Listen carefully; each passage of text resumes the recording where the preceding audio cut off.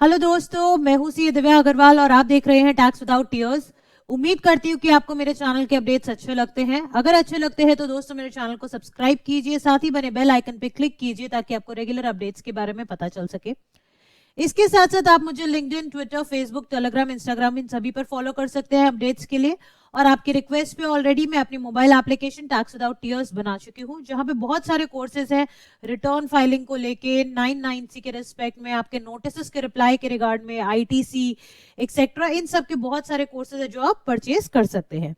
अब दोस्तों 48 GST council meeting में काफी सारे चेंजेस आए थे। ऑलरेडी मैं अपनी इस वीडियो में वो चीजें आपको बता चुकी हूँ। इसके बाद इसके परसेंट जो बहुत सारे सर्कुलर्स एंड नोटिफिकेशंस है, टॉपिक बाय टॉपिक में रेगुलर बेसिस पे आपके पास लेके आ रही हूँ। और आज मैं आपके साथ बहुत ही एक इंपॉर्टेंट टॉपिक डिस्कस करने वाली हूँ। क्या है ये टॉपिक दोस्तों? जुलाई में जब मीटिंग हुई थी ना, तो रेंट के ऊपर आरसीएम लाया गया था और आज भी 6 महीने बाद भी इसके ऊपर बहुत सारे कंसर्न्स है। कब लगेगा, कब नहीं लगेगा, कब एग्जेम्प्ट है, कब रिवर्स चार्ज में है, कब हमें टैक्स पे करना है, कैसे करना है, इस तरह से। और इसी में फिलहाल इस 48 काउंसिल मीटिंग के बाद एक और नोटिफिकेशन आ गई है। इसको और तरह से चेंज किया गया, और कैसे चेंज किया गया है, क्या वो हमारे बेनिफिट के लिए या नुकसान के लिए, आइए आज हम वो समझने वाले हैं। तो देखिएगा वीडियो के एंड तक। और इसके बाद आपको जो भी कंसर्न्स हैं कि भाई हमारी कमर्शियल प्रॉपर्टी है या हमारी रेजिडेंशियल प्रॉपर्टी है, हमने ऐसे टेनेंट को लेट आउट किया है जो रजिस्टर्ड है, रजिस्टर्ड, जितने भी पॉसिबल केसेस है दोस्तों, मैं लास्ट में आपको समरी चार्ट के फॉर्म में बताने वाली हूँ कि कहाँ पे जीएसटी लगेगा और कैसे लगेगा। क्या आपको एज अ सप्लायर डिपॉजिट कराना है या रेसिपिएंट को रिवर्स चार्ज मैकेनिज्म में डिपॉजिट कराना होगा। बट सबसे पहले मैं आपको एक बारी वो नोटिफिकेशन दिखाती हूँ, फिर वो एंट्रीज को समझाऊंगी और फिर लास्ट में हम समरी नोट्स पे जाएंगे। तो एज यूजुअल हमेशा मैं आपको बताती हूँ फ्री में नोटिफिकेशन कहाँ पे मिलती है, taxinformation.cbic.gov.in। यहाँ पे जब आप जाएंगे तो सेंट्रल टैक्स रेट के अंदर आई है नोटिफिकेशन। एक क्या नोटिफिकेशन आई है देखिए, हम बताते हैं आपको। यहाँ पे जब आप सेंट्रल टैक्स रेट में गए, आपने ईयर सेलेक्ट किया लास्ट ईयर, इसके अंदर अब दो नोटिफिकेशन है दोस्तों जो सर्विसेज को डील करती है एग्जेम्प्ट करने के लिए और रिवर्स चार्ज मैकेनिज्म में लाने के लिए। एक आती है, मैं यहाँ पे साथ साथ नोटिंग भी करती हूँ ताकि आपको समझ आए, आपको कोई भी इशू इस वीडियो के बाद नहीं रहने वाला है रेंट के ऊपर। I am 100% sure on this thing.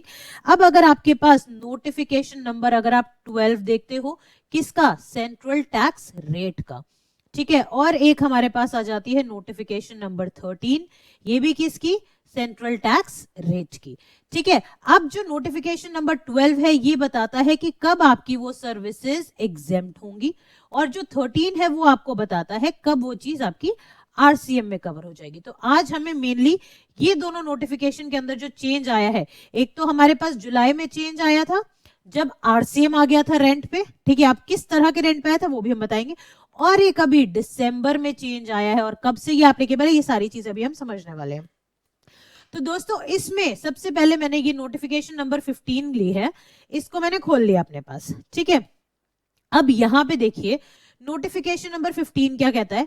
हमेशा पहला पैराग्राफ दोस्तों क्या बताता है आपको कई बारी कि ये नोटिफिकेशन कब से एप्लीकेबल है, कब से एप्लीकेबल नहीं है, ये सारी बातें बताता है, ठीक है।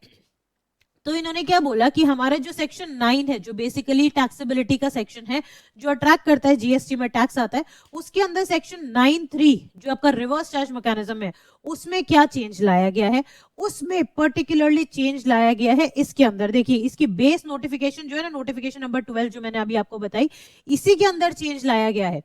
यहाँ पे एंट्री नंबर 12 के अगेंस्ट में एंटर एक पैराग्राफ को, ये एक्सप्लेनेशन को ऐड किया है। तो हम पूरा एक्सप्लेनेशन को ऐड करा हुआ पढ़ेंगे विद एंट्री, लेकिन उससे पहले आपको क्या ध्यान में रखना है कि the notification shall come into force from 1 January 2023। तो अब आपको ध्यान क्या रखना है कि जुलाई से आ गई थी एंट्री, ठीक है। यानी रिवर्स चार्ज मैकेनिज्म आया कब था? वो वाला जुलाई में आ गया था, जब हमने रेजिडेंशियल यूनिट को रेंट पे देने पे भी हमें रिवर्स चार्ज मैकेनिज्म में पे करना था। बट अब कुछ केसेस में उसको हटा दिया गया है, कुछ केसेस में अब रिवर्स चार्ज मैकेनिज्म नहीं लगेगा, लेकिन कब से? 1 जनवरी 2023 से। तो दोस्तों याद करिएगा, जब हमारे पास जीएसटी आया था तब हमने कहा था कि अनरजिस्टर्ड से अगर आप परचेज करोगे तो रिवर्स चार्ज मैकेनिज्म में आपको टैक्स जमा कराना पड़ेगा।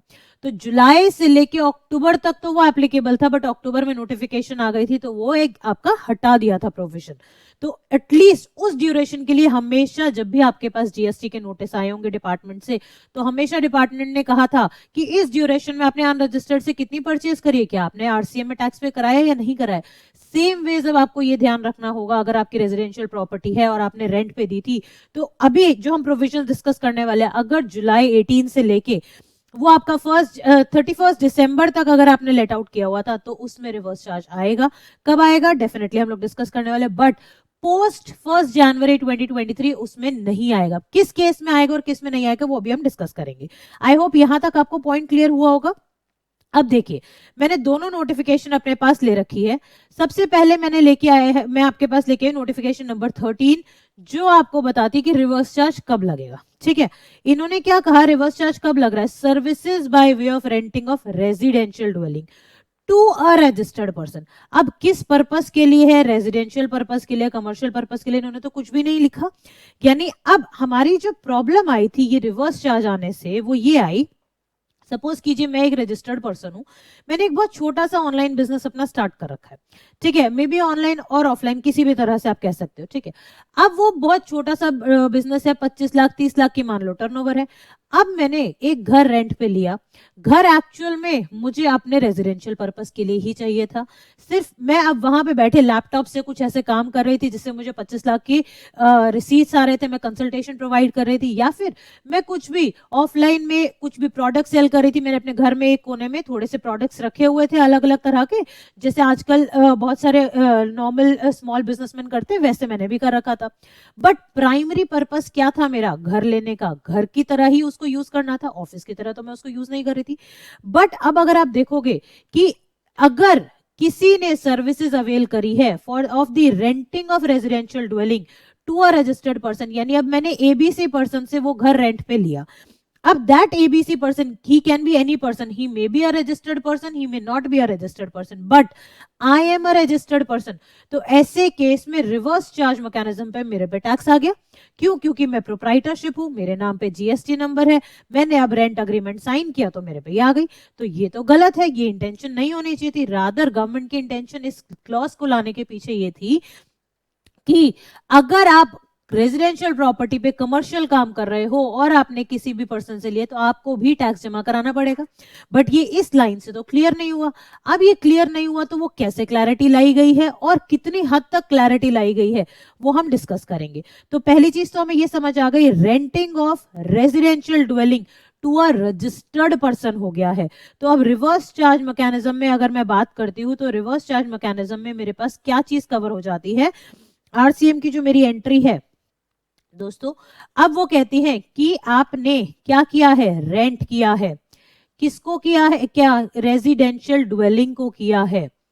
ठीक है, और किसको दिया है, रजिस्टर्ड डीलर को दिया है।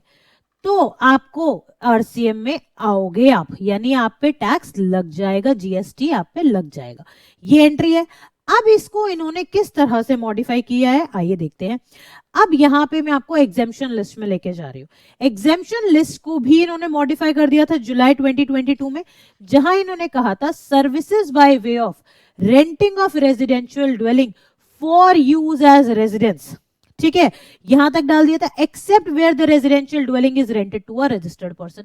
आप अभी एक्सप्लेनेशन पे मत जाइएगा, जब आप एक्सप्लेनेशन में नहीं जा रहे हो, सिर्फ इनिशियल का पार्ट आप पढ़ोगे, जो फर्स्ट पैराग्राफ है इसमें उन्होंने क्लियर ये बात बोली, ये जो ये वाला पैराग्राफ आप पढ़ोगे फर्स्ट पैराग्राफ, तो यहां पे वो बोलता है कि अगर आपने रेंट करी अपनी residential dwelling for use as residence, ठीक है, तो आपका एग्जेम्प्ट हो जाएगा। लेकिन एग्जेम्प्ट कब नहीं होगा, जब आपने रजिस्टर्ड पर्सन को दे दिया। क्यों? क्योंकि उसको तो आरसीएम में ले आए थे वो लोग। अब जब ये कंसर्न आया तो जो मैंने आपको एक केस लिया कि मैं छोटा व्यापारी हूं, मैंने सर्विसेज या गुड्स के लिए अपने घर से ही काम भी किया, लेकिन मैं घर में रहती भी हूं और प्राइमरी पर्पस जो है घर लेने का, रेंट पे लेने का उस प्रॉपर्टी को, वो रेजिडेंसी है।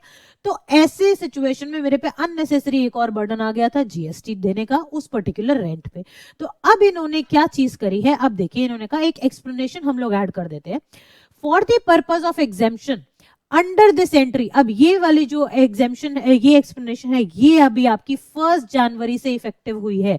और ये क्या कहती है? For the purpose of exemption under this entry, this entry shall cover services by way of renting of residential dwelling to a registered person.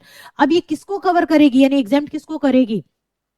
When the registered person is a proprietor of a proprietorship concern, मेरे example पे मैं हो गई वो, ठीक है, and rents the residential dwelling, ठीक है, in his personal capacity for use as his own residence, यानी मैंने वो रेंट पे लिया है अपने खुद के रेजिडेंशियल पर्पस के लिए, and such renting is on own account and not that of the proprietorship concern, और वो रेंट मैं अपने पर्सनली पे कर रही हूँ, मैं भाई अपनी बुक्स के लिए नहीं कर रही, या मैं अपने प्रोप्राइटरशिप कंसर्न के लिए मैंने उसको नहीं लिया है। That means whole sole purpose अगर रेजिडेंस का है और मुझे मेरे लिए लेना है तो मैं उसमें एग्जेम्पशन में फॉल कर जाती हूँ, इररिस्पेक्टिव ऑफ द फैक्ट कि मैं रजिस्टर्ड पर्सन हूँ। बट यही चीज अगर मैंने रेजिडेंशियल प्रॉपर्टी को कमर्शियल पर्पस के लिए लिया, यानी इसी रेजिडेंशियल प्रॉपर्टी में मैं कंप्लीटली बिजनेस चला रही हूं, तो मैं एज अ रजिस्टर्ड पर्सन मुझे टैक्स पे करना पड़ेगा। ठीक है, तो दोस्तों अब जो आपका ये कंसर्न आता है कि अब हमारे पास अलग अलग केसेस, मैडम आप बता दीजिए, क्योंकि हमें इतना ना प्रोविजंस में नहीं घुसना है कि कब लग रहा है कब नहीं लग रहा। आप एक बारी हमें केसेस भी बता दीजिए, तो मैं आपके साथ अब केसेस डिस्कस कर लेती हूँ एक बारी कि कब आपके ऊपर और किस तरह से आपके ऊपर टैक्स लायबिलिटी आने वाली है। ठीक है, तो दोस्तों अब यहाँ पे ये तो समझ आ गया हमें कि आरसीएम कब लग रहा था, rent of residential dwelling for to a registered dealer. लेकिन ये रजिस्टर्ड डीलर अगर कमर्शियल काम करेगा, ठीक है, उस प्रॉपर्टी को कमर्शियल पर्पस के लिए लिया तो डेफिनेटली यस कि आप पे ऊपर लग जाएगा आपका आरसीएम। लेकिन यही चीज उसने अगर अपने पर्सनल रेजिडेंशियल पर्पस के लिए लिया तो नहीं लगने वाला है, आप एग्जेम्प्ट हो जाओगे।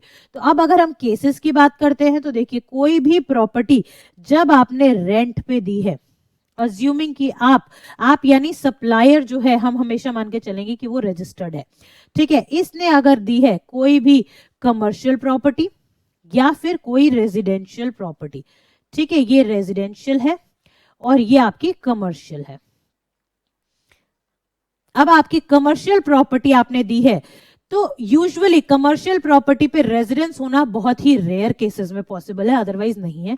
बट अगर आपने कमर्शियल प्रॉपर्टी चाहे तो आपने किसी भी व्यक्ति को दी है, यानी रजिस्टर्ड व्यक्ति को दी है या अनरजिस्टर्ड व्यक्ति को दी है, दोनों ही केसेस में वो टैक्सेबल होगा।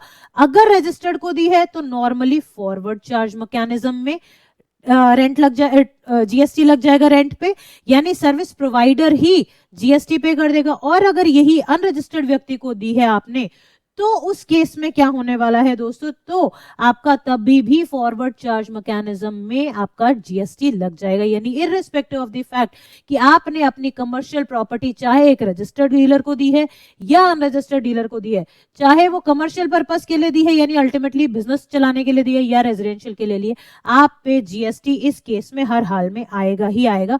मैं इसको दोबारा से एक चीज, एक शॉर्ट नोट में आपको यहाँ पे पास मेंशन कर देती हूँ कि भाई इन एनी केस यहाँ पे जीएसटी लगेगा ही लगेगा और हमेशा फॉरवर्ड चार्ज मैकेनिज्म में लगेगा, यानी सर्विस प्रोवाइडर को ही टैक्स देना पड़ेगा।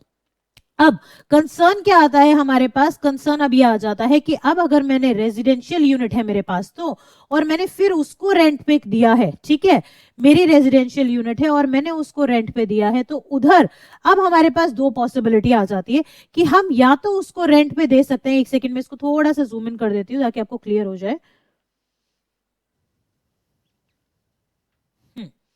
ठीक है, मेरी रेजिडेंशियल प्रॉपर्टी अगर मैंने आपको दी है रेंट पे, तो आपके पास दो ऑप्शन होते हैं, या तो आप क्या करते हो ऐसे केस में, आप करते हो उसको यूज एज कमर्शियल प्रॉपर्टी, आप उसको कमर्शियली यूज करते हो, या फिर आप रेजिडेंस की तरह ही यूज करोगे। रेंटिंग ऑफ, अब देखिएगा, अब चेन बनाइएगा, बहुत ध्यान से देखिए, आपने रेंट करी residential dwelling for residential purpose, अब किसको दी, चाहे आपने एक रजिस्टर्ड डीलर को दी है या आपने एक अनरजिस्टर्ड डीलर को दी है, ठीक है, तो ये केस में आपका एग्जेम्प्ट हो जाता है। ठीक है, अब जो क्लैरिफिकेशन आई है कब से हो गई है, ये 1 जनवरी 2023 से ये आपका एग्जेम्प्ट हो जाएगा। लेकिन अब इस रजिस्टर्ड डीलर में इन्होंने इसको प्रोप्राइटरशिप से ही डील किया है, ठीक है। तो अब आपको ये ध्यान में रखना है कि 1 जनवरी से ये एग्जेम्प्ट है, लेकिन इससे पहले अगर यही केस होता जुलाई से लेके 31 दिसंबर तक, renting of residential dwelling for residential purpose to a registered dealer, यानी चाहे रेजिडेंस यूज हो या ना हो, लेकिन अगर रजिस्टर्ड डीलर को अगर आपने दिया होता तो सिंपल सी बात है इसमें आरसीएम आ जाता। कब से कब तक? जुलाई से लेके दिसंबर 22 तक। तो ये आपको बिल्कुल ध्यान रखना और इसमें मिस्टेक नहीं करनी, बिकॉज जब भी आप पे जीएसटी डिपार्टमेंट से नोटिस आएंगे तो डेफिनेटली वो इस चीज की स्क्रूटनी जरूर करेंगे अगर आपकी बैलेंस शीट में आपने रेंट रिसीव किया होगा तो। अब मूविंग फर्दर, अब देखिए अगर आपने रेंट किया है रेजिडेंशियल यूनिट को फॉर कमर्शियल पर्पस, अब आपने कमर्शियल पर्पस के लिए रेंट कर दिया, तो अब या तो एक बहुत छोटे व्यापारी को दिया होगा आपने जो कि अनरजिस्टर्ड होगा, या फिर आपने एक दिया होगा रजिस्टर्ड व्यक्ति को, ठीक है। अगर आपने रजिस्टर्ड व्यक्ति को दिया है तो भाई आपका आ जाएगा आरसीएम, क्लियर कट आरसीएम में आपको टैक्स जमा कराना पड़ेगा, यानी सर्विस रेसिपिएंट जो होगा वो अपना टैक्स जमा कराएगा। और यही अगर आपने एक अनरजिस्टर्ड व्यक्ति को दिया है तो भी टैक्स तो जाएगा जी, टैक्स जाएगा। और टैक्स कैसे जाएगा? आपका फॉरवर्ड चार्ज मैकेनिज्म में सर्विस प्रोवाइडर टैक्स पे करेगा। तो आई होप आपको समझ आया होगा। सिंपल सा तरीका क्या है, if I am a service provider और मैं रजिस्टर्ड हूं, मेरे पास एक कमर्शियल प्रॉपर्टी है, मैंने उस कमर्शियल प्रॉपर्टी को रेंट पे दिया for whatever purpose to whatever person, चाहे रजिस्टर्ड हो चाहे अनरजिस्टर्ड हो, रेजिडेंशियल हो कमर्शियल हो, लेकिन मुझे उस पर जीएसटी जमा कराना है फॉरवर्ड चार्ज मैकेनिज्म में। पहला केस। दूसरा केस, रेजिडेंशियल प्रॉपर्टी है मेरे पास, मैंने उसको रेंट पे दिया। दो तरीके हो सकते हैं, या तो मैंने रेंट पे दिया होगा कमर्शियल यूज के लिए, या दिया होगा मैंने रेजिडेंशियल यूज के लिए। अगर कमर्शियल यूज के लिए दिया है टैक्सेबल होगा ही होगा। सिर्फ फर्क क्या होगा कि अगर वो अनरजिस्टर्ड व्यक्ति होगा तो सिंपल सी बात है आपके पास फॉरवर्ड चार्ज मैकेनिज्म में आ जाएगा उस पर टैक्स। लेकिन यही चीज अगर रजिस्टर्ड व्यक्ति हो जाएगा तो अभी जो हमने एंट्री पढ़ी थी नोटिफिकेशन नंबर 13 में, वहां पे आरसीएम लग जाएगा। सेकंड केस, मैंने अपनी रेजिडेंशियल प्रॉपर्टी रेजिडेंशियल पर्पस के लिए ही दी है, और दी किसको है? अगर अनरजिस्टर्ड व्यक्ति को दी है कंप्लीटली एग्जेम्प्ट है, अगर मैंने रजिस्टर्ड व्यक्ति को दी है तो एग्जेम्प्ट हो गई। कब से? 1 जनवरी 2023 से। उससे पहले जुलाई 22 से लेके दिसंबर 22 तक वो टैक्सेबल था, रिवर्स चार्ज मैकेनिज्म में टैक्सेबल था। तो ध्यान दीजिएगा आपकी किताबों में ये गलतियां नहीं होनी चाहिए, आपने इसका टैक्स पे किया होना चाहिए। उम्मीद करती हूँ दोस्तों अब रेंट को लेके जो कंफ्यूजन है कि कब एग्जेम्प्ट है, कब फॉरवर्ड चार्ज मैकेनिज्म में पे करना है, कब हमें रिवर्स चार्ज में पे करना है, वो सारी आपकी इस वीडियो के थ्रू क्लियर हो गई होगी। स्टिल अगर आपको कोई भी डाउट है तो डेफिनेटली आप कमेंट करके आप मुझे बता सकते हैं और मैं अकॉर्डिंगली आपको उसका रिवॉर्ड दूंगी, या फिर अगर मुझे लगेगा और इश्यूज आ रहे हैं और क्वेश्चंस आ रहे हैं तो I will definitely make another video for the same. Thank you so much friends and have a nice day.